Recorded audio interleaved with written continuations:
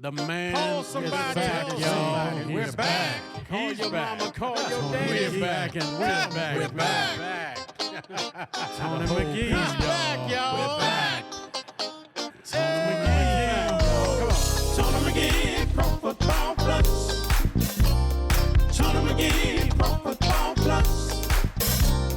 Tony McGee, Pro Football Plus.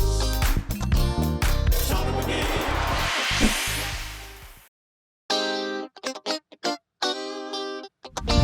What's up?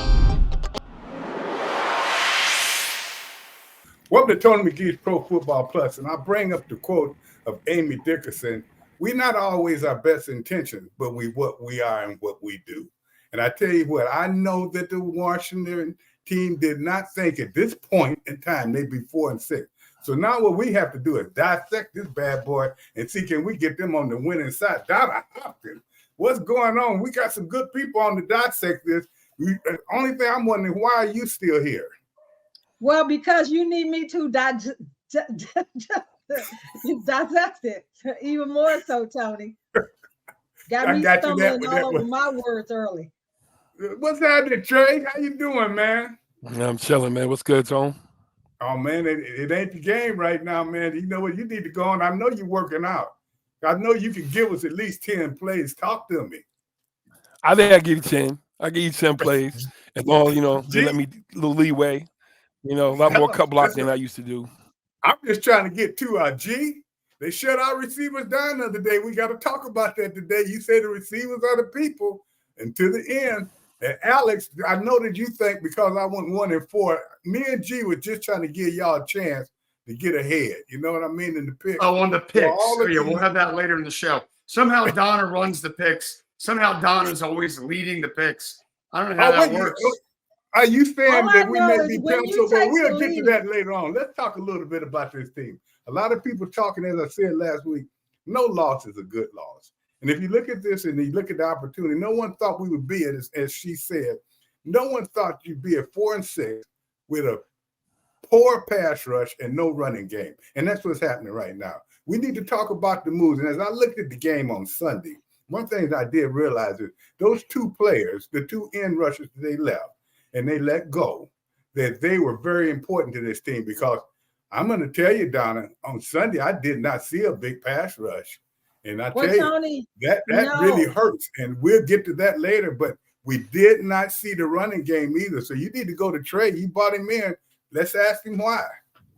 Well, Tony, before we go to Trey, you always talk about the running game, but what they did was use the running backs a little different in that game against Seattle. They used them as pass receivers, and they were really productive with bringing them out the backfield. Brian Robinson and Antonio Gibson were the leading receivers, and those little short passes that they broke open was effective. So the game plan did work, Tony. It was just that your side of the ball, the defense, didn't hold up their end of the bargain. And you saw Geno Smith and Sam Howard. They were slinging that ball, Tony, in the last 5 minutes in rallying this team with touchdown after touchdown.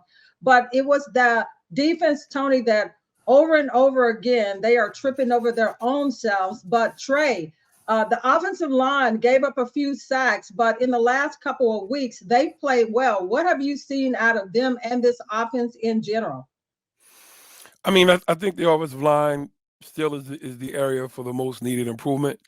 I like the quarterback. I think they're loaded with skills at every position. I think to be able to get either any of those guys the ball is the goal. I think Sam Howell makes a lot happen with his legs. I think those passes you saw out the backfield you were referring to were all because he held the ball, stretched the play out. The running backs got open and they were able to make plays after the ball. But I think we need some more muscle up front in terms of continuous productive play, establishing an identity, and getting those running backs the ball from line of scrimmage. Big Trey, would you run it? How about with this offensive line and knowing that they need to get better? How much would you run it during the game? Would you run it more than this 10 or 12 times they run it? Would you go for 30 times, make these guys gut it out and do the work? Absolutely. That's me all day. You know what I'm saying? I would definitely, make them just pound and mash it. I like Brian Robinson is just a wear you down back. And then after he wears you down, Gibson can just get loose. And I think, play action is built off of this. It keeps your defense off the field. I mean, you did let two of the best pass rushers in the league go, to other teams. So you're going to expose that back end more. Why not keep them all off the field and just wear that game clock out? Thank you, and I like that very much. And you know what you were talking about, and yes, it was nice to see Mr. Robinson's neighborhood turn into a passing game. But gee, at the same time, we can't have our halfback and our running back gets way more passes thrown to him, and he makes them more productive than the receiver. It looked as if the receivers did not get into the game until the fourth quarter. Well, I mean, the key is this is the first time really that we've seen our running back get over 100 yards. And if it's got to do it by passing or passing and running, I'm fine with that. I mean, anytime you score 21 points or more, honestly, you're supposed to win football games. It just kind of comes down to that. Defense, I mean, it's always been a simple rule, but Tony, you know us. Defense, 18 points or less. Offense, 18 points or more. That wins football games. You score enough points, you should win football games at the end of the day. Unfortunately, we did lose two of our best defensive players, but also at some point in time, everybody was waiting to get their chance to go and perform. So I can't blame that either, because I couldn't wait till I had my chance to perform. I got my chance and I took advantage of it. I think most players eventually take their chance and they take advantage of it. When Trey got his chance, he took advantage of it. Played great for multiple years. So to me, it's all about getting the best out of your players. And right now, we're not getting the best out of our players. And But Tony, Alex, if let's you stay take a with look Tony. at it, let me Tony, ask let's stay Alex with the this. receivers for a minute, because you were saying that it seemed like they didn't get the receivers in the mix of this offense. But when you think about it, is when you look at Seattle has one of the best secondaries.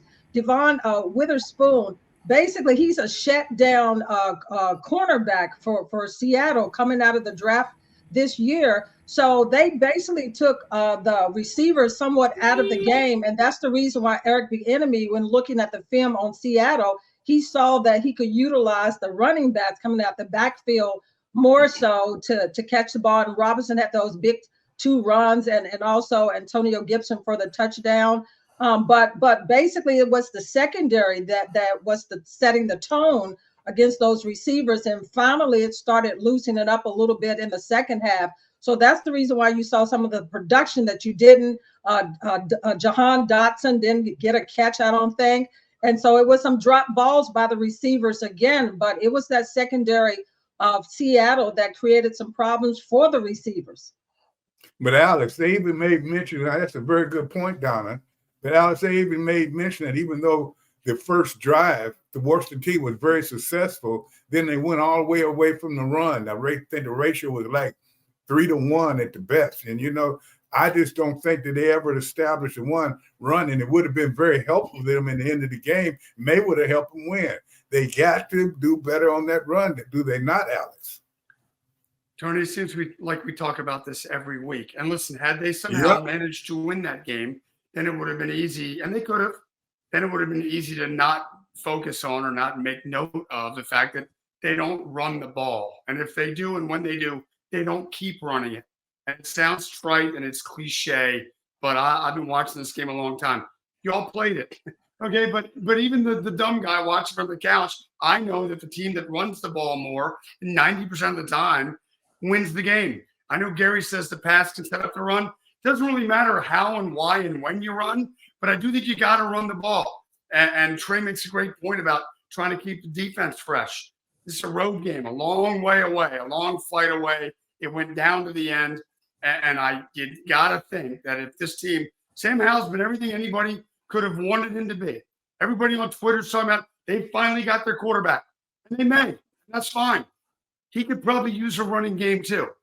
No quarterback in America is going to say no thanks. You got to run the ball, especially with a team like this where there's not a ton of margin for error. Why they get away from it, I don't know. But every week, Tony, we seem to say they could have run it more. And when they run for 120 and win a game like they did at New England, A, they won the game. B, we don't talk about it. But when you're going to run for 30 yards, 40 Alex, yards it was a game, New England. the team's going to run for 120. It's no shock who wins that football game. Alex, it was New England. New England is in Seattle. But, Tony, let's stay on the running game, because everybody wants the Commanders to run the ball. And even the offensive linemen, you talk to them during the week, they want to run the ball. But if you've got an offensive line, and Trey can join in on this, when you've got an offensive line that maybe cannot run block really well, maybe that's the reason why they're not running the ball. Because when you watch this Commander team run the ball up the middle, they're not getting anything. Round the edges, somewhat, but they do not run block really well to open up the holes for the running back. So, Trey, what are you seeing there in the offensive line?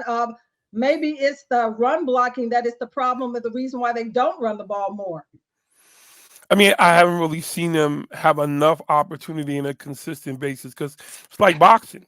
We all box as kids. Work that body, right? Them headshots is pretty. They drop people every now and again, and that's what you want to do. You work them ribs and that inside for a while, everybody start dropping their hands and getting tired in round 2 and 3. And that's what I don't see. It's nothing like for a big dude, a lot of some linemen up front for us to want to dictate to somebody, move them where they don't want to be moving, put them on their pockets.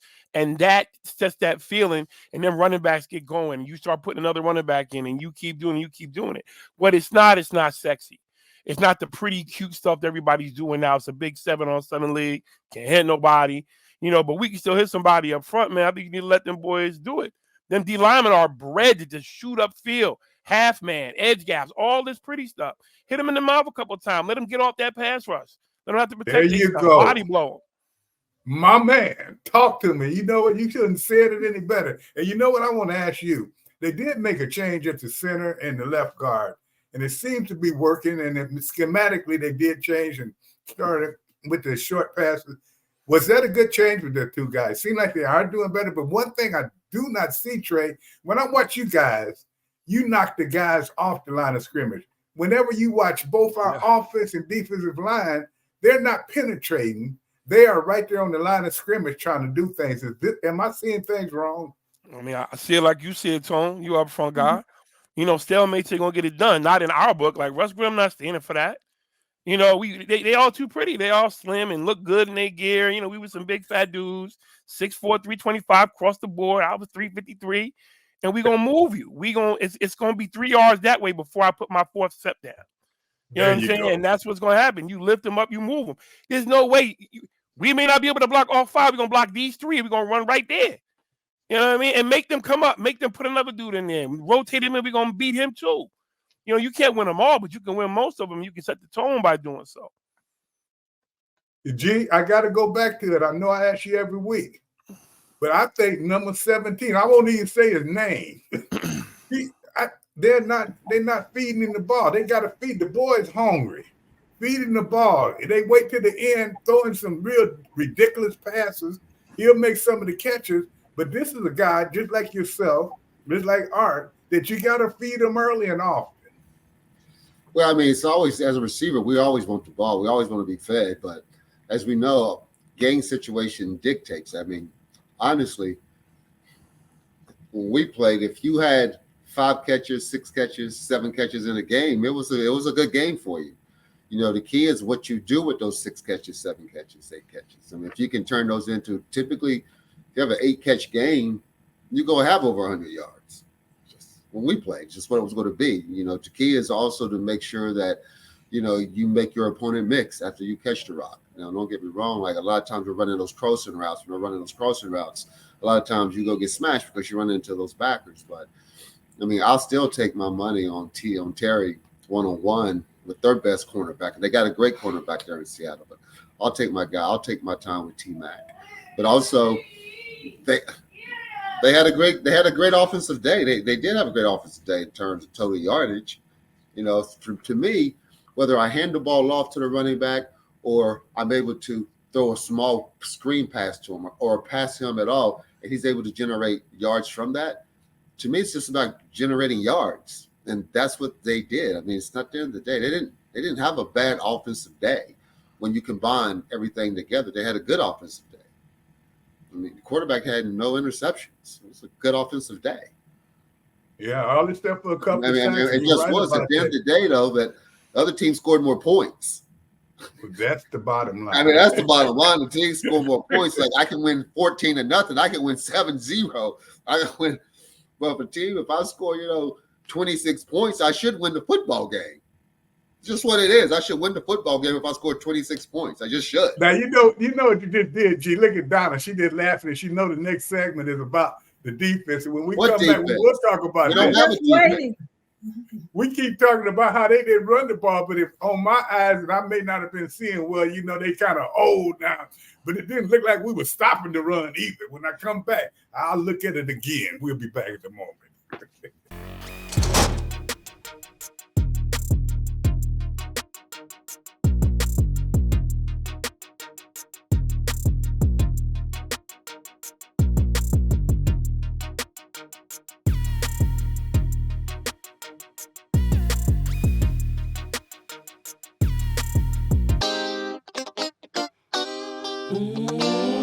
Next.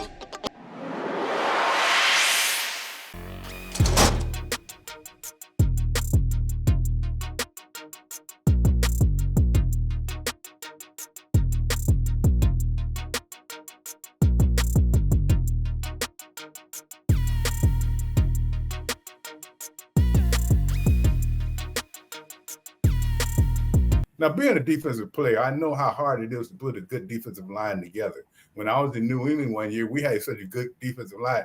2 out of 3 years, we led the league in sacks, but we never got to the Super Bowl because we didn't have that main ingredients. Now we take a look at the Washington team. You get rid of 11 and a half sacks. That's what these two guys had between them. The rest of the team got 13 and a half. I don't know about that math, but Donna, that math doesn't add up to me. You don't get rid of 11 and a half sacks. And the whole next 4 or 5 people got 13 and a half. And in that game, I did see a difference. It wasn't the pressure. Now, and yes, our defensive tackles each got a sack, but they didn't get a lot of pressure and they didn't stop the run. So you tell me, are we seeing that could have been a little bit of a mistake? Well, Tony, we know it was a big mistake to let go of those guys. You don't let go 11 sacks when this team wasn't that great on the defensive side anyway. This defense is the weakest link, and this defensive scheme is not working for a team that's pretty much the same players from the previous years. But this defense could not make key stops when they needed to down the stretch, Tony. They made mistake after mistake. 3 key penalties on the last drive or so, pass interference, too many players on the field. And then you had another penalty, 3 right after another one. And then you let McCaff wide open, Tony, free, go down the middle of the field where nobody touched him. Nobody released on him, Tony. And he was wide open. And that was the final drive that set up that winning field goal. So this defense, when you look at them up front, I mean, they're not getting the pressure by Payne and Allen. You don't even hear their name pretty much in the second half of this season. Even before Chase Young and Sweat was gone, those 2 guys, Tony, are like silence of the lamb right now because nothing is happening in the secondary. They are all over the place. I don't know what has broken down with this secondary. I know Forrest is out, but Percy Butler has played well in his absence. But overall, this defense is underperforming, Tony, on all areas. Yeah, but you know what, Donna, Forbes shouldn't have been out. That was a cheap call. He did not hit the man. He did not lunge with his helmet. And you take that's the him reason out why I didn't say nothing, Tony, about him. Yeah, you can't say anything, but now St. Jude, he's going to have to check his game because he was a Saint for the wrong team this week. I mean, he made too many mistakes that if you're a professional, you do not make. But at the same time, if you take an overlook at this whole defense, you do not get the opportunity to be a top-ranked defense and let a team drive on you with 1 minute and 15 seconds left and score the winning field goal. That Tony, makes no they're sense not no whatsoever. top-notch defense. Where did you get that from? Maybe Well, last I think year. they are. Wait a minute, don't be dogging them. They may not be that now, Alex. Were they not rated as one of the best defenses in the league before the season started? Last year, Tony. This is a new year. Tony, I'm with Tony on this, Donna.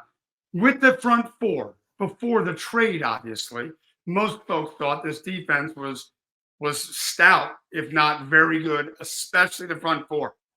And hopefully that front 4 was so good that whatever vulnerabilities, or maybe with the linebackers and DBs, maybe some of that may get masked. And maybe it was when you had those two guys here before they were traded. The defense played fine early. No touchdowns allowed in the first half. Not exact. I mean, Seattle's not exactly like Don Coryell's Chargers, so don't get me wrong here. But you play who's in front of you. Washington did not allow a touchdown first half. But you're right, Tony. When it mattered most clearly, the touchdown drive at the end, which Seattle made look kind of easy, frankly. Benefit of a iffy call on the pass interference. I did think it was pass interference. I like when they say, well, it's not catchable. Well, of course it's not catchable. The dude was hanging on him. I mean, he couldn't get the ball. But then that, and then to allow the field goal, obviously, which won the game. Defense played great for about 2/3 of the game. And then when you needed that defense the most, the drive that scored the touchdown, then Washington scores to tie it. And then you just need one more stop to get to overtime, and they couldn't do it. I'm kind of with what a lot of folks have said. The big story of this game, offense played fine. Gary tells us every week, you score this many points, you should win. They scored that many points. A lot of teams would love to have had 26 yesterday. Tony, you and Alex are still trying to really keep that defense up because they were top last year in the top 10. But right now, Tony, you and Alex, I want you to look at where this team is in defense. They are at the bottom in most of the categories. That does not make them a top defense, Tony and Alex. But you know what really hurts them when you look at it, and they had it on the television the other day, that they have allowed teams to score more points in the first quarter and the fourth quarter than any other team in the league. You don't like to see that. They give up 34 to 36 points in the first quarter on first drive. I don't know if that means they're not ready or they didn't get a sweat up or what. But when you look at this, I'm going to go in here to Trey. Now, Trey, you were on Seattle this week. You would have been an offensive guard. You saw that they traded their two outside rushers. They had a scheme to keep those two big defensive tackles on the line. What were they doing? Jabbing them quick? Or what were they doing? Because they never got off the line on a lot of plays. I'm going to tell you what they were doing. They were happy they celebrated them two guys leaving. I mean, it's like old Buddy Ryan defense. It's like when Washington was at its best defensively over the past couple of seasons, when you had all four of those cats who could play, when they were playing all together. Anytime you showed five, like all four, and walked somebody up, and every offensive lineman had to account for one-on-one blocking, they could win. They were guys who could win one-on-one. You can't block any of them one-on-one. You take the two end guys away who can now be blocked one-on-one. My tackles can handle them, no chip, no help. I can, with my center and my two guys, block 2, 3-on-2. I can slow them up. And even though they're superior athletically, they're really outstanding defensive tackles. Props up to them. But 4 or 5 hands on you every play, as opposed to 2 hands on you every play, makes a difference. So now you're not getting that interior pressure. You're not curving the cup like it used to be. And you're exposing the weakness, which is the back end of the defense in this pass-happy league we got now. So I think that's where I know if I'm offensive line, I'm like, ooh, all I got to do is, I can get a little help from my center. My center either helping or being helped. We're going to run the middle of this field. I don't care who you get. You put anybody, whoever you pray to, put them in the middle on Sunday. I'm going to put them on his pocket. If me, and Yuli or Corey or somebody get to double them, yeah. So I think that was the problem in terms of, maybe not having that. Like, if you put Payne, Allen, Chase Young, and Montez Sweat across 4, show somebody. And everybody got a man up. Now you get to see who the punk is. You know what I mean? I don't know. You better get that blitzer because everybody else going to win their one-on-one. Now we don't have to do that. And I think that's, in my opinion, my humble opinion, that's what I'm. Hey, fans, you just got schooled. My man called it just the way he's supposed to. That's the way you look at a game, G. That's the way you look at it. Now, G, I'm telling you, you look at the Seattle team and you look at our defensive back. You could figure out right away. It seemed like stopping goals seemed to hurt them. It seemed like in the zone when they're supposed to be passing off, they weren't getting their job done. Is that what you saw out there as well? Well, I'm not quite sure what I saw from our defense.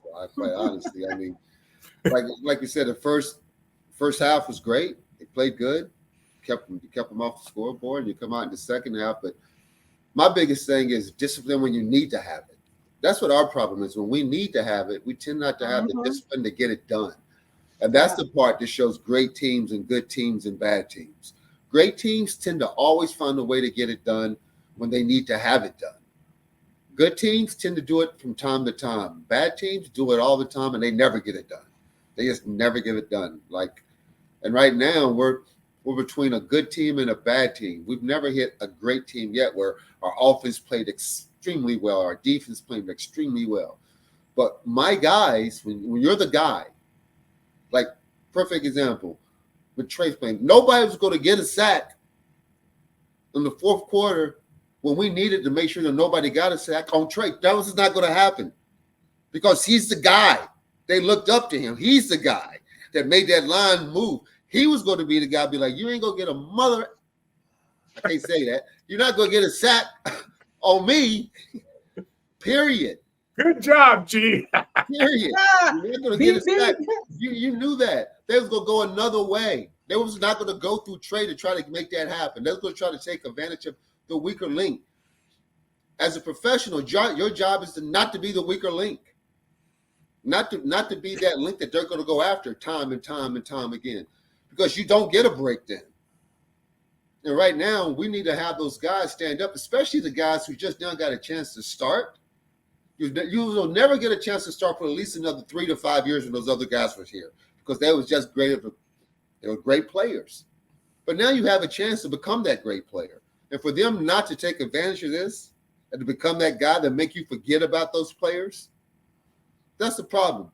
Brady made us forget about the quarterback that started before Brady. Nobody forgot about him, and he was an all-pro quarterback. We don't even remember his name. Bledsoe. Yeah, Drew was a Pro Bowl. Yeah, that was the thing. I'm glad you came up with it, G. That's my whole point is that's your job. Your job is to make sure you make them forget who was ever before that position. There you go. And we had the Hogs, and Trey made people forget about the Hogs. They automatically grouped him in with the Hogs. That's a compliment. That's huge because most people, they did not. Because the first thing they talk about the line, where's the Hogs? They're not like the Hogs. That's what they talk about. Donna, G's kind of fired up right I there. know, Tony. You got him heated, Tony. But Tony, for you, do they have this? Is the defensive scheme right for this team? Because London Fletcher tweeted something that this scheme is going to be the death of this team. Do you believe that's true? And also, what are you seeing? We're talking about the secondary as far as the safeties and the corners, but what about the linebacker play that has not been good this year because it's been a lot of breakdowns there? What are you seeing there with the scheme and also with the linebacker group? Davis had a good game this week, and he even took some good angles and he made some big plays.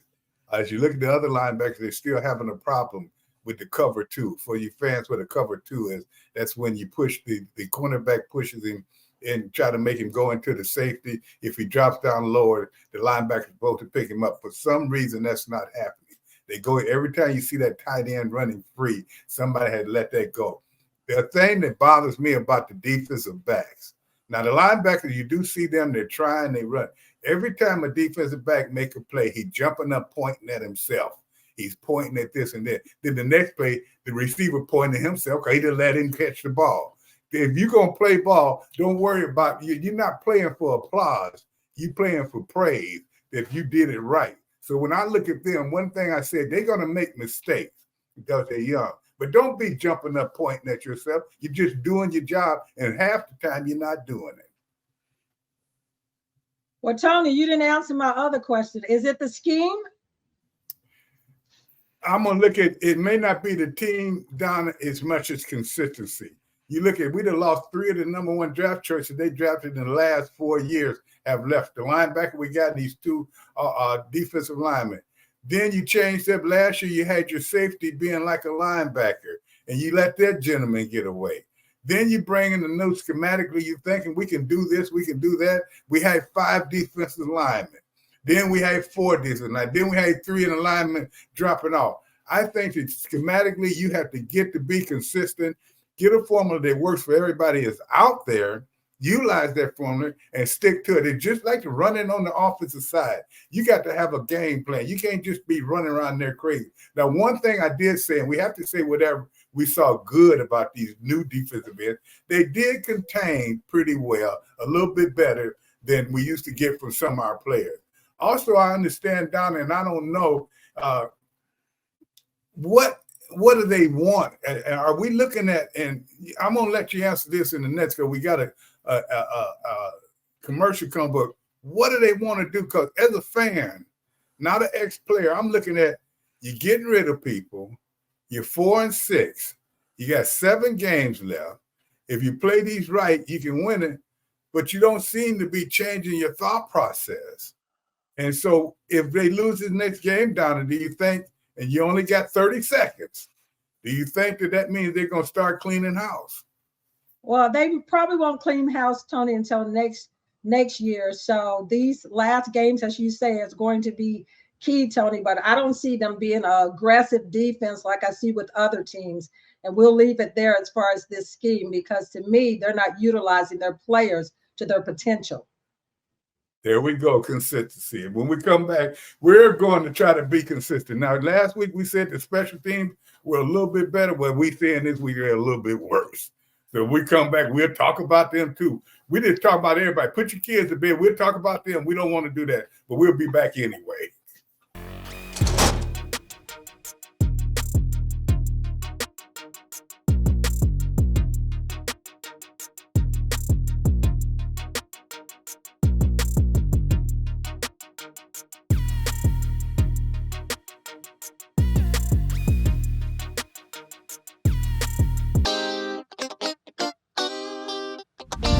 What's up?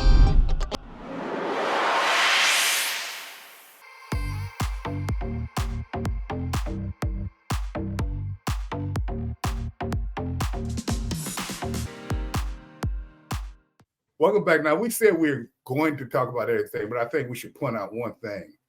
When a champion, and you're talking about a Magic Johnson, who's one of the owners of the team, start reflecting on the game and saying, our defense did not make the plays, a couple of plays when we needed.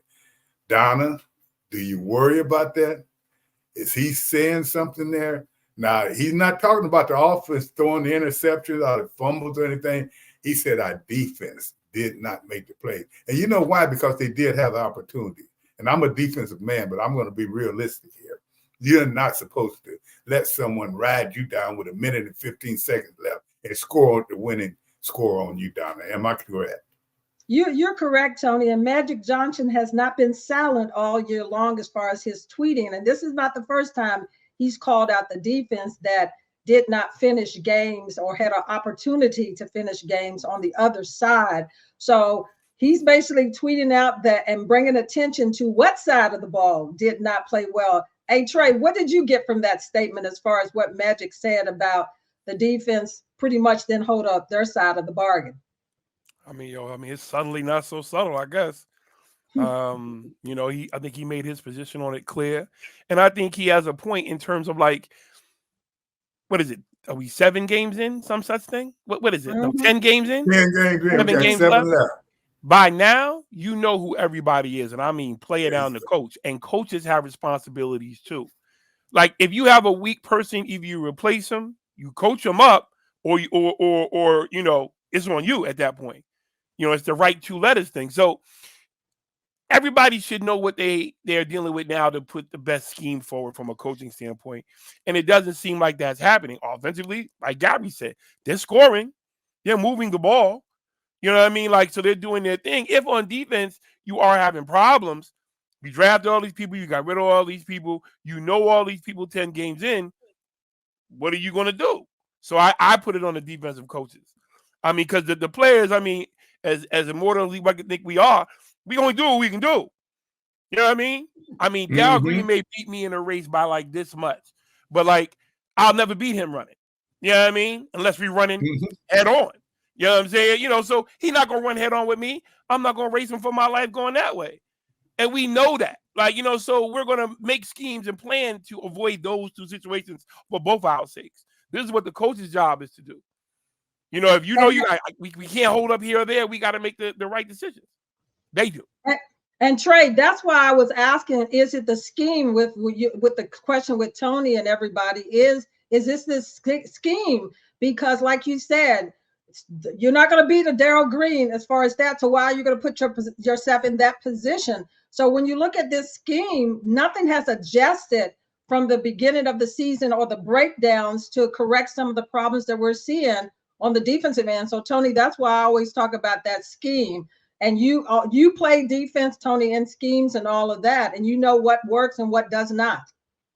You know, Donna, we used to, as defensive linemen, we had a game plan within the game plan. You had 4 plays, and you tried to make all of them start the same way, and you say that last play is your bread and butter.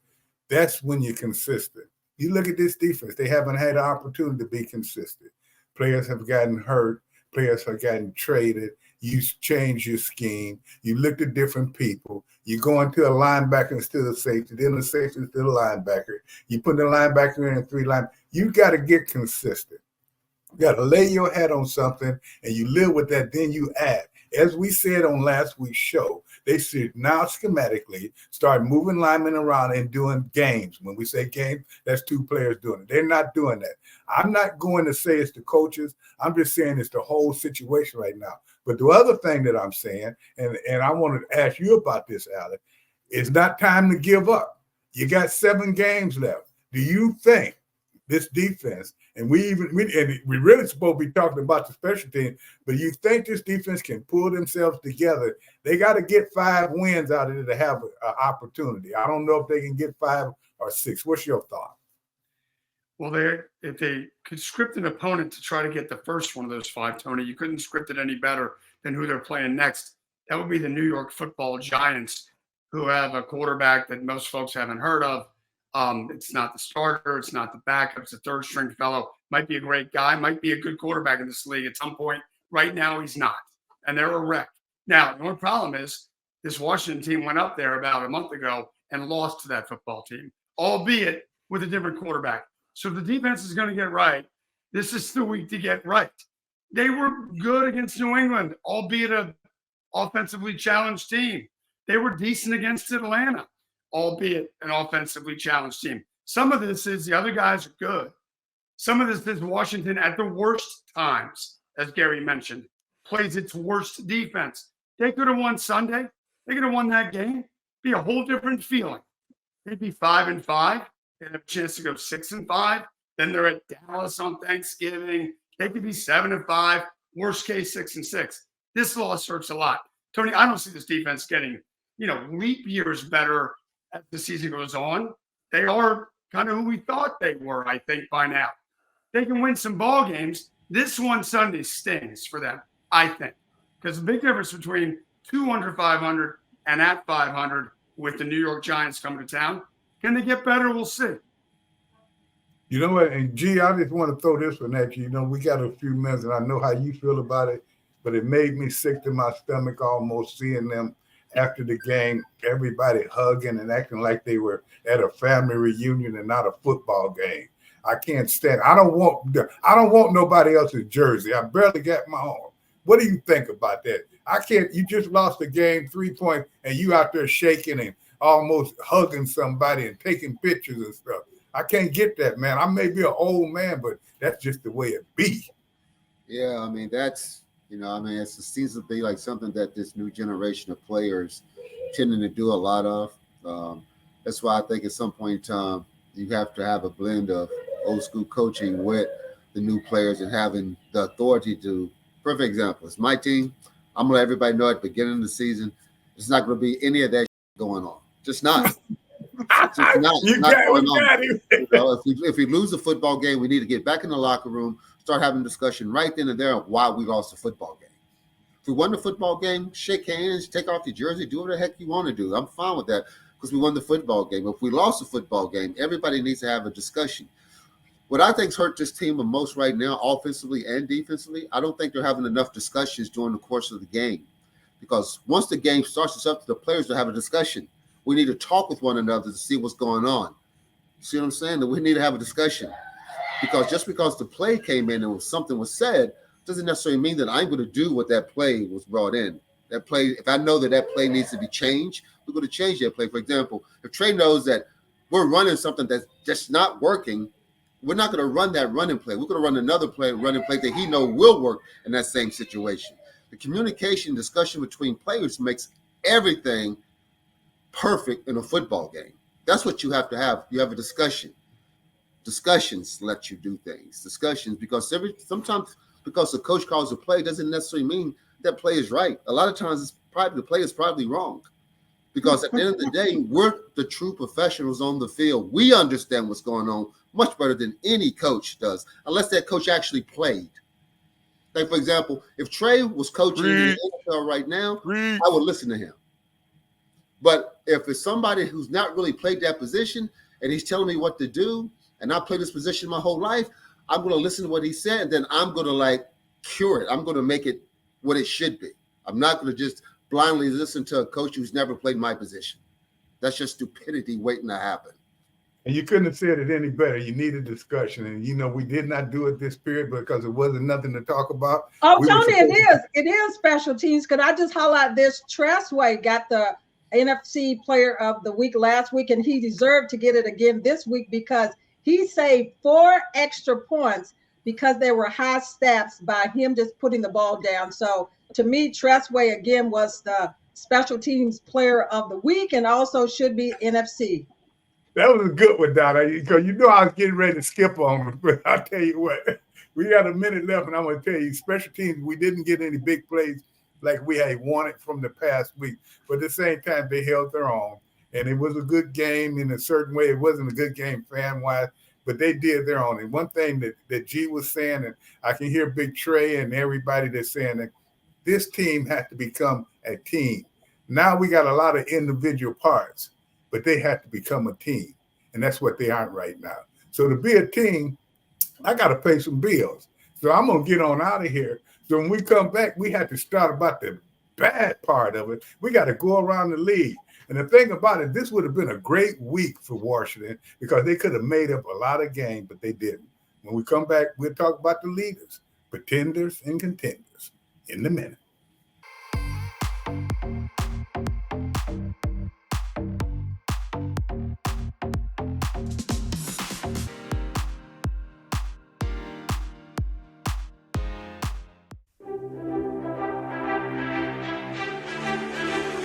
Hey guys, I'm back again. Pro Fitness for Everyone. Today is going to be a great day for us and for everybody. I give you 15. That's okay. That's cool. Hey, it's all good. When you got 50, you don't care about changing weight. Oh, is that 15 good for you? You want to go 10 from here? Up, squat, slam. Up, squat, slam. There you go.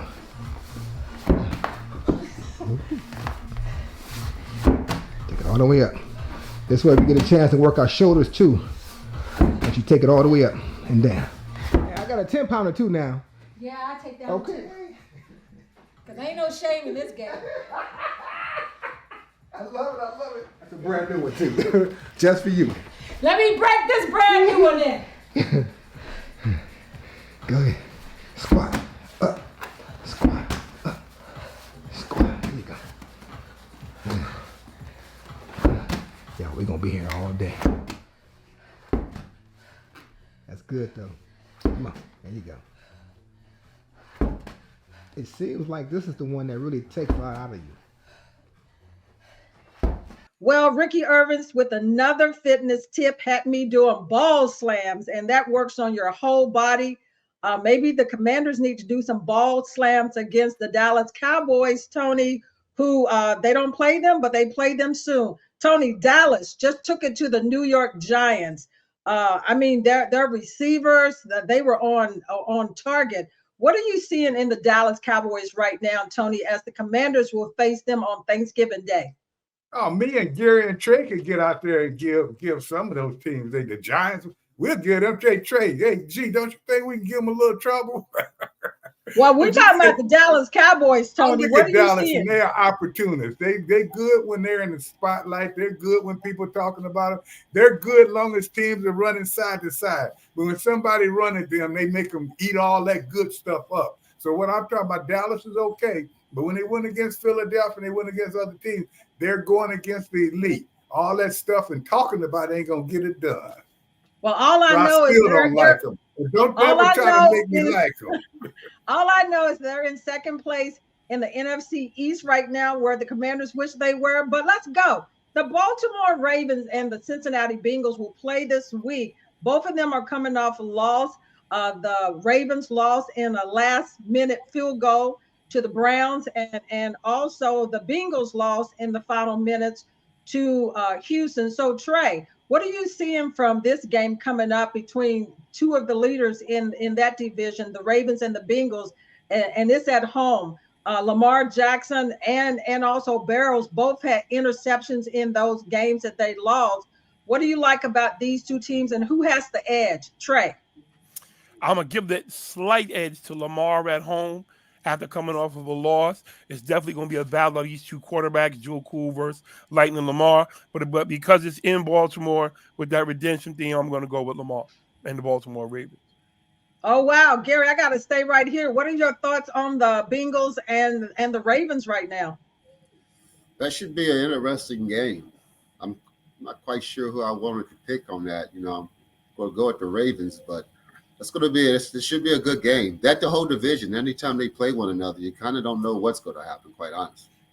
Yeah, Pittsburgh is knocking people off. You can't believe that. And wait a minute, Pittsburgh knocking people off, and they've had more.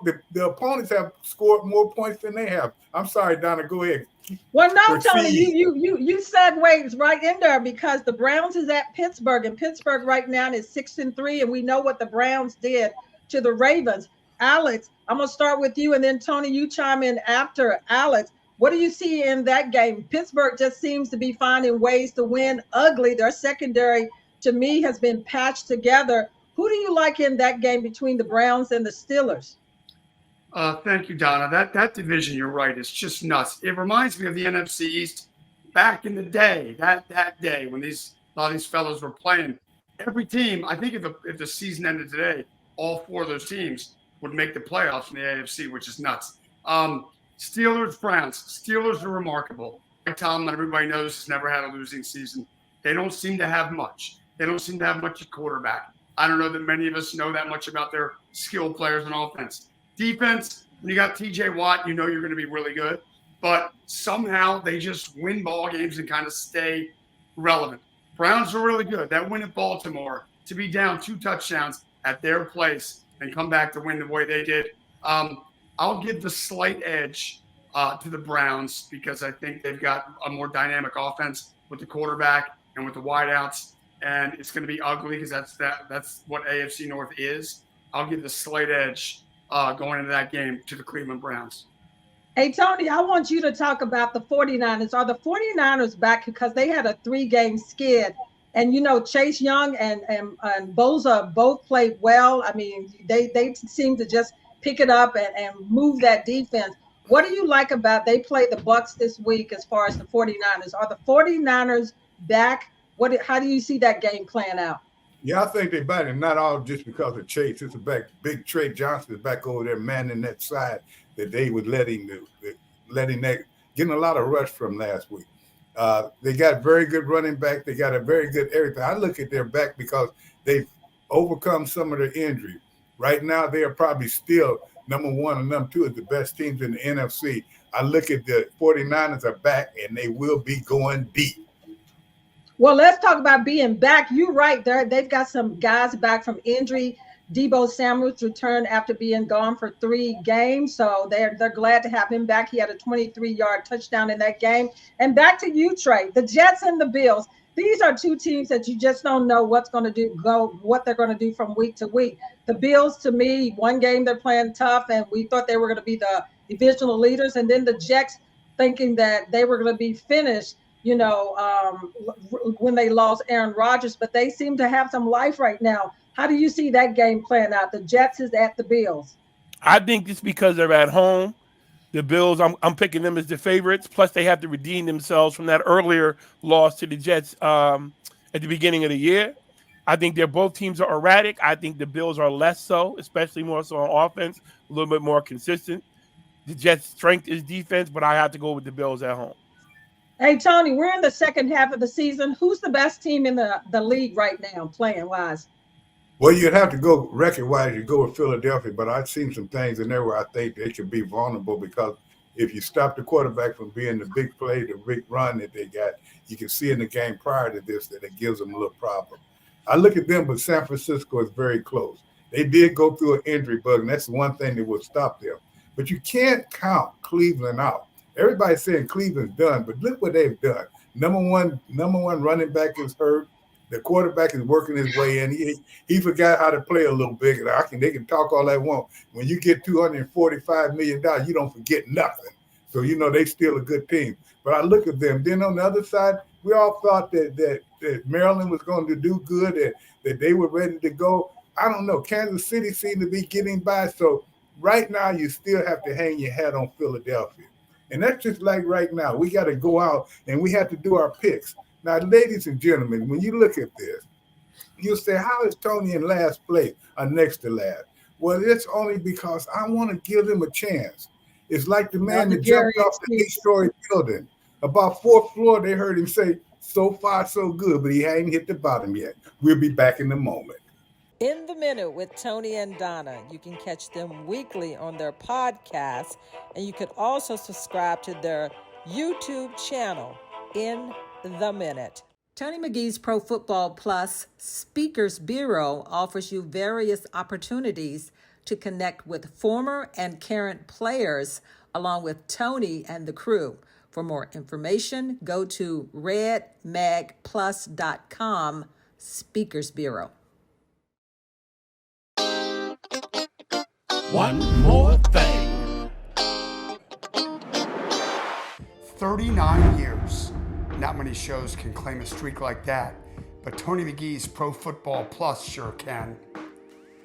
Tony McGee, a burgundy and gold legend on the field and for decades now on the air, is once again excited to bring his one-of-a-kind program to his legion of fans across the Mid-Atlantic. How to last so long? By always delivering unique, insightful, entertaining, and oh yeah, fun, lots of fun, week in and week out. Tony's cast includes the legendary Gary Clark, the impeccable Donna Hopkins on the burgundy and gold beat for decades now, as well as icons from Washington football, past and present, not to mention the Pro Football Hall of Famers who flock to Tony's show year in and year out.